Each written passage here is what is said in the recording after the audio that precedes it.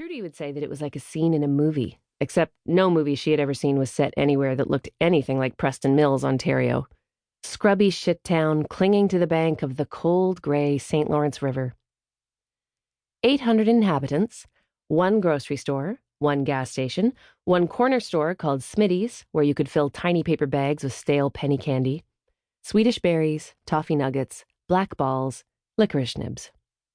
One pool hall that no female would dare enter, and that hollering, fighting men tumbled out of at hourly intervals each evening. 6 churches, one of them Catholic, one evangelical, complete with snake handlers and speakers of tongues, and 4 barely distinguishable flavors of Protestantism: Presbyterian, United, Lutheran, Anglican. A mile east of town, one massive set of locks that huge tankers eased into, and then were slowly lowered and released to continue along the river to the ocean. And there was a mill, Westmark Linen Mill, that employed Trudy and her mother, Claire, as well as most of the other working adults in the town. There must have been other mills at some point, at least one other, to justify the town's name. Maybe a long time ago, when it was Preston Mills the first, because this was Preston Mills the second. Preston Mills the Ugly.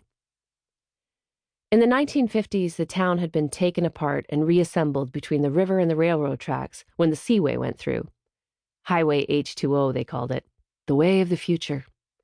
Higgledy-piggledy little Preston Mills, with its winding streets and courtyards, its barns and chicken coops and crooked lanes, its docks and boathouses and pebble beaches, was taken apart and put together again in straight lines. Houses jacked up, wrenched from their foundations, lifted onto trailers behind trucks, dragged back from the water, and deposited on dirt lots along a grid of new streets. Schools and churches were taken down brick by brick and built again. The scar of the old town was still there, at the bottom of the river. The streets, the sidewalks, the rectangular concrete foundations, the fence posts. A map-like outline of the whole town imprinted on the riverbed. And every day giant ships passed overhead, casting shadows over the sunken town like long black clouds. Graveyards were moved too.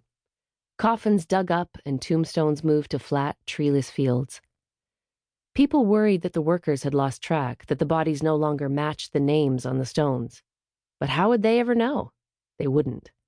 The empty graves were flooded along with everything else, slowly erased by silt and stones and shells and waving fields of seaweed. There were still bodies under there, though. Everyone knew it.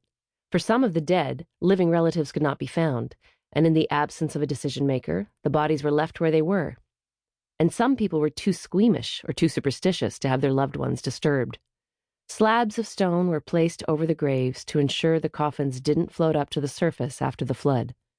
A sad fleet of haunted little boats bobbing around here and there on the surface. Nobody wanted that. A new Arrow Strait highway bordered Preston Mills to the north. The old highway was underwater about 100 feet from the shore. In a couple of places, it rose out of the water and dipped back in, like the humps of the Loch Ness Monster. Enough grass had broken through the asphalt and grown weedy high that the hills looked like small islands. But if you swam out to one, you could see it was a road. There was a faded yellow line down the center, and you could walk along until the road sloped back down underwater. In some places, you could walk for half a mile before you lost your footing and started to float above the road. That was how Trudy had felt when she first saw him. Like the ground was suddenly dropping away beneath her feet, like the air had become water, and she was floating up toward the bright blue sky. Because they had no right. It was April, 1978. Mercy was only 4 years old, and it seemed like the whole town had turned gray. The gray river washed against the gray shore. The gray trees stood against the gray sky, biding their time, refusing to bloom. Trudy and Mercy were sitting in a booth at the back of the Jubilee, and Mercy was peeling the cheese off her slice of pizza and cramming it into her mouth, her little hands covered in sauce. Trudy was smoking, staring past Mercy out the front window of the restaurant, when the door opened and the bells jingled. 2 men came in, laughing so hard that they staggered and bumped against each other as they made their way past the front counter. Both tall, both lean.